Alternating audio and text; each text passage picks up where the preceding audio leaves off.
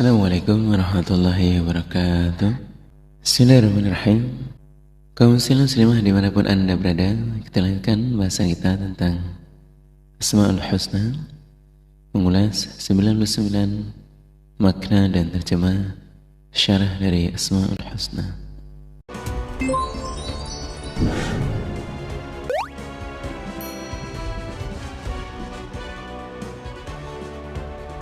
A'udzubillahi minasyaitonirrajim. Bismillahirrahmanirrahim. Yang pertama ialah Allahul ladzi la ilaha illahu, memiliki pengertian al-ma'budu bihaqqin. Artinya Allah zat yang disembah dengan haknya, karena ada yang disembah namun bukan haknya atau tidak berhak untuk disembah. Disebutkan dalam surah Al-Hajj ayat 62, A'udzubillahi minasyaitonir rajim. Bismillahirrahmanirrahim. Dzalika bi anna Allaha huwal haqq wa anna ma yad'una min dunihi huwal batil. Artinya bahwa demikian itulah sebab sesungguhnya Allah adalah zat yang berhak untuk disembah, dan apa-apa yang disembah selain Allah itu menjadi batal. Kemudian kita terjemahkan pengertian bihaqqin. Dalam hal ini ada dua. Yang pertama adalah an-nafyu, dan yang kedua adalah al-itsbat. Bihaqqin dengan pengertian an-nafyu ialah menafikan atau meniadakan semua sesembahan, atau kita kenal dengan la ilaha illallah, dan harus mengkufuri terhadap sesembahan kepada selain Allah. Jadi kalau meniadakan sesembahan selain kepada Allah, ya hanya Allah saja yang harus diibadahi.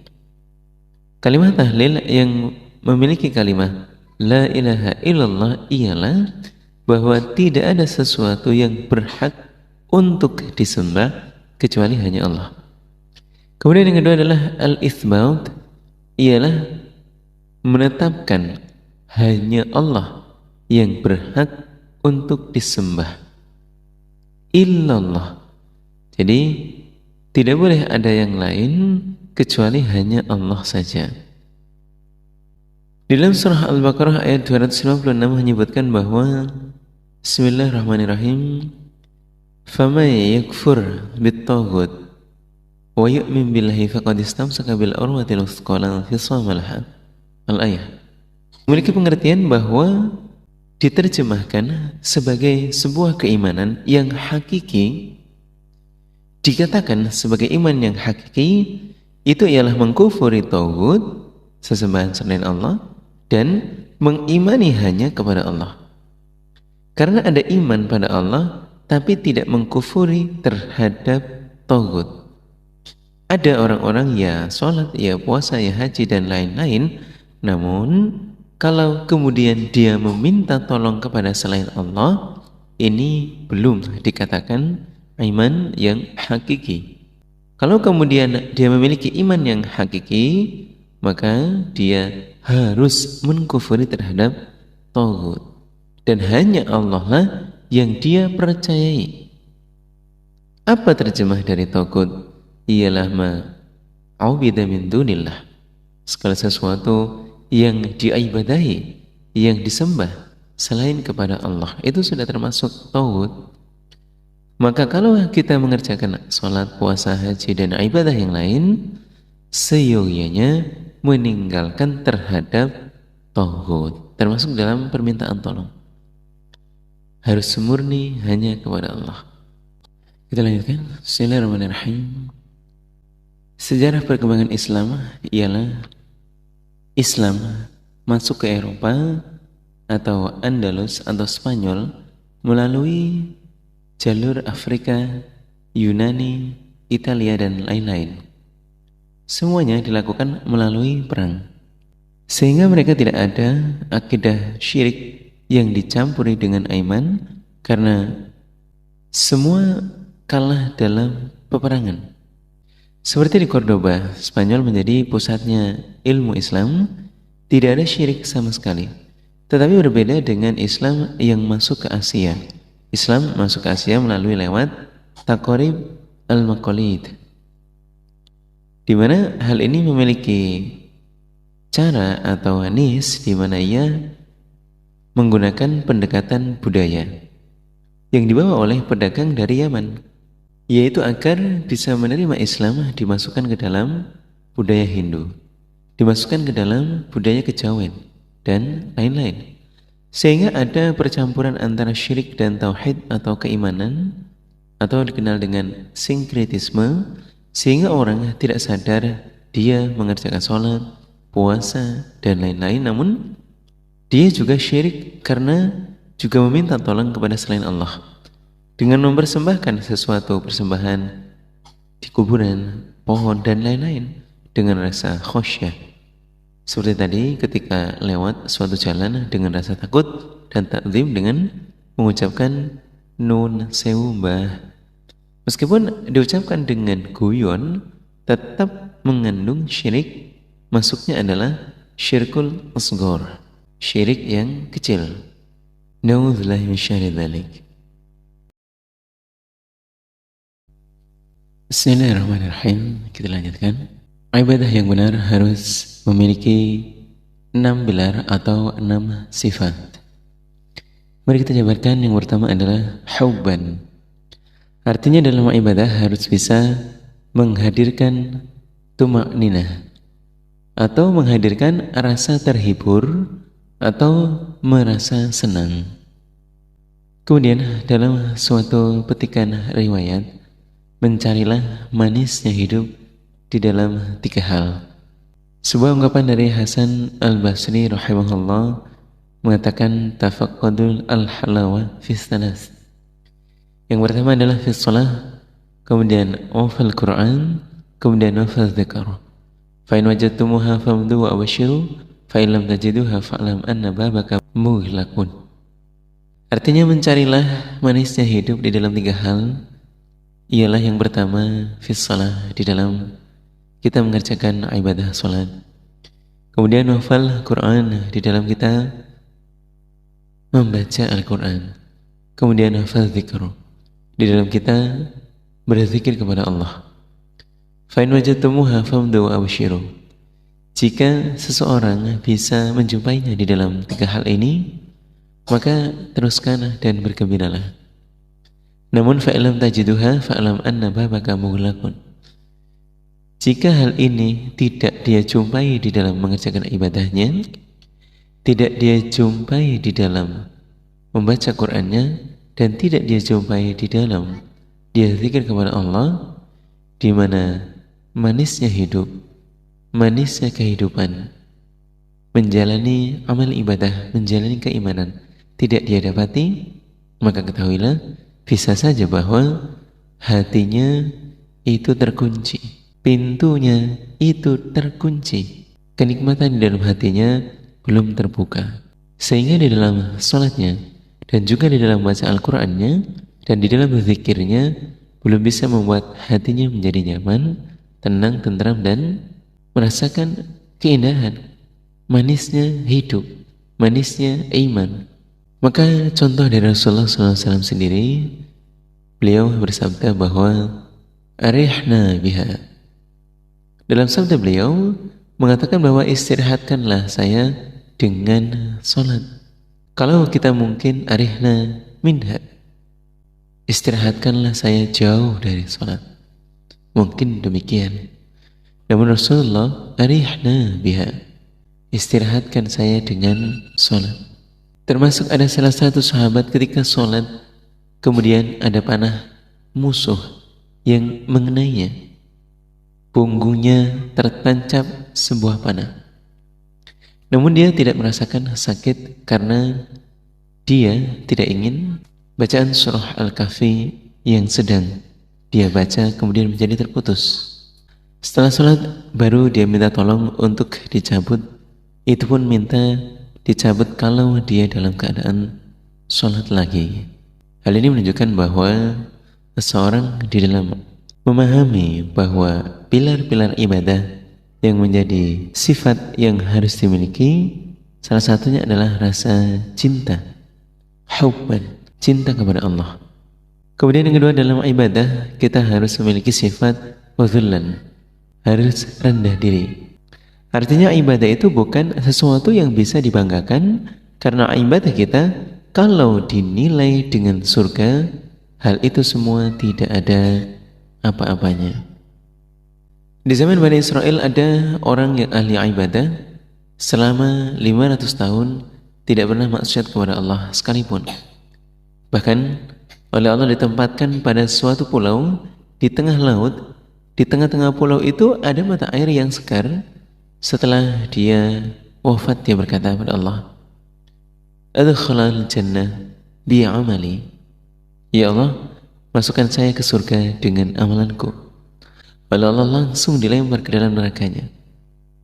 Dia protes, kenapa Allah? Kata Allah, surgaku terlalu mahal kalau hanya dibeli dengan amalan yang engkau kerjakan selama hidup di dunia. Akhirnya dia meralat, ya Rabbi, adkhalnil jannah birahmatik.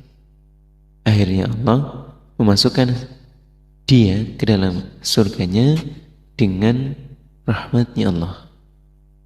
Umar bin Khattab ketika ditusuk oleh budaknya Mughirah, sehingga membuat orang-orang pada saat itu merasa susah, berat sekali kalau sampai kehilangan Khalifah Umar.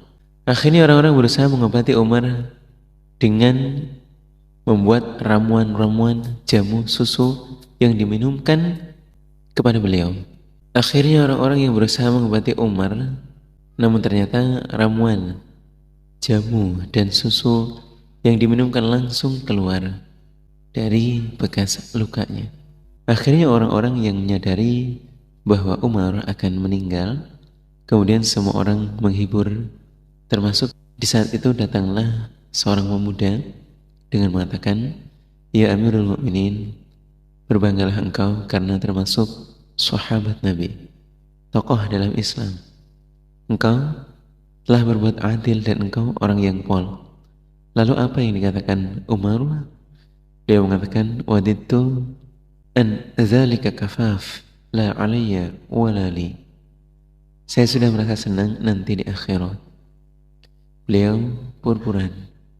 Khalifah Umar dalam hal ini memiliki rasa rendah diri dan juga tidak merasa sombong karena beliau adalah sosok yang menjadi tokoh, dan berbangga bahwa senang juga bahagia nantinya di akhirat dengan menjadi seorang yang mengharapkan terhadap pahala dari Allah, surga dari Allah di akhirat nanti.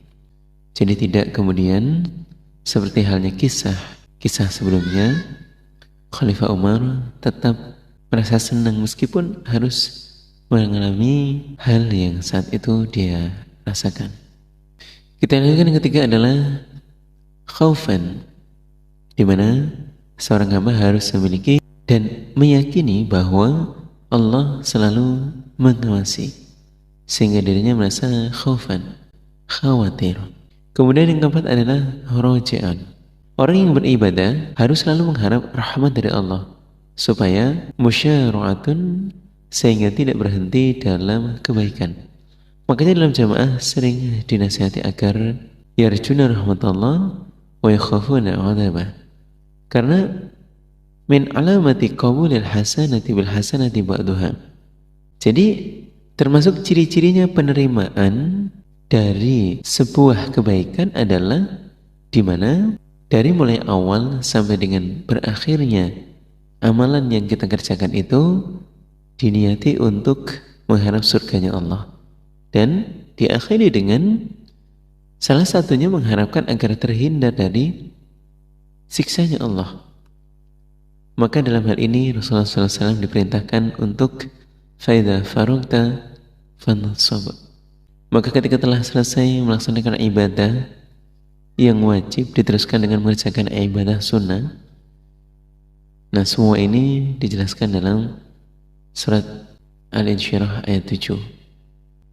Kaum muslimah yang berbahagia dimanapun Anda berada, rojaan, berharap, dalam hal ini harus yakin dan mantap. Tidak membuat harapan yang meragukan. Di mana kemudian kalau ingin surga, ya ingin terhindar dari neraka. Tidak memilih di antara keduanya.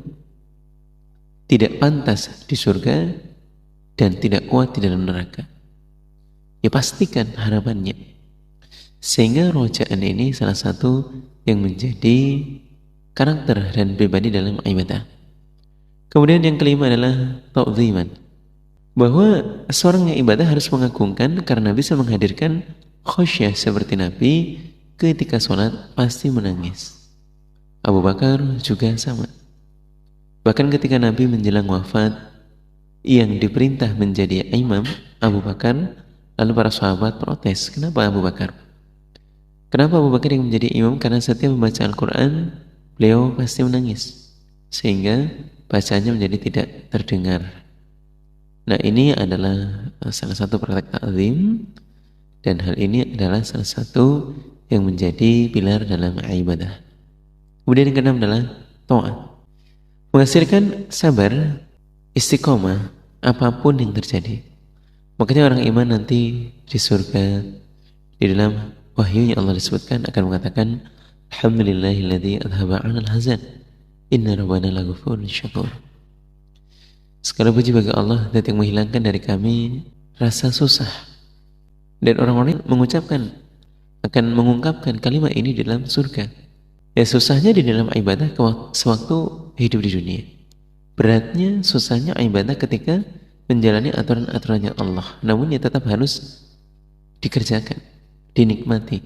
Sehingga bisa mengucapkan hal ini dan mengatakan bahwa inna rabbana laghafurun syakur. Sesungguhnya Allah Maha Pengampun lagi Maha mensyukuri. Nah, kalau kemudian kita semasa hidup di dunia ini bersenang-senang, kemudian kita merasa bisa menikmati keadaan di dunia ini dengan tanpa merasa susah dengan ibadah, lalu bagaimana nanti kita bisa mengatakan alhamdulillah?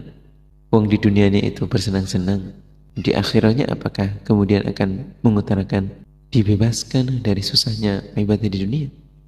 Ya, maka menjadi sebuah kewajaran kalau sewaktu hidup di dunia kita sulit, susah, dan berat. Karena hal ini akan kita syukuri ketika besok ada di akhirat. Dari 99 nama lafaz Allah yang disebut paling awal, ada 5 hal bentuk dari keagungan Allah, ialah jalalu ismillah, keagungan dari nama-namanya Allah. Yang pertama, nama Allah itu paling banyak disebut dalam Al-Quran, sebanyak 2724 kali. Karena sering disebut, inilah yang menunjukkan keagungan Allah. Kemudian lafaz Allah disebut paling awal dalam Al-Quran itu sebanyak 33 kali. Kemudian yang kedua, bentuk dari keagungan semua nama Allah, bentuk dari keagungan Allah bahwa semua nama itu mengikuti nama-namanya Allah. Contoh, Ar-Rahman, Ar-Rahim, ini mensifati terhadap sifatnya Allah ialah aslul asma, nama asli dari usul asalnya namanya Allah. Kemudian yang ketiga adalah dengan nama Allah itu hamba Allah dalam memulai dan mengakhiri dengan menyebut nama Allah, Bismillah dan Alhamdulillah. Kemudian yang keempat, kalimat Allah yang paling banyak disebut dalam berdoa adalah Allahumma. Dalam penjabaran, Allahumma itu adalah polnya atau kumpulan dari segala bentuk doa. Kemudian yang kelima adalah kalau Allah sudah tidak disebut, maka saat itulah terjadi peristiwa hari akhirat dan terjadi mulainya hari kiamat. Karena sudah tidak ada lagi kalimat Allah disebut di dunia ini. Alhamdulillah, jazakumullah khairan.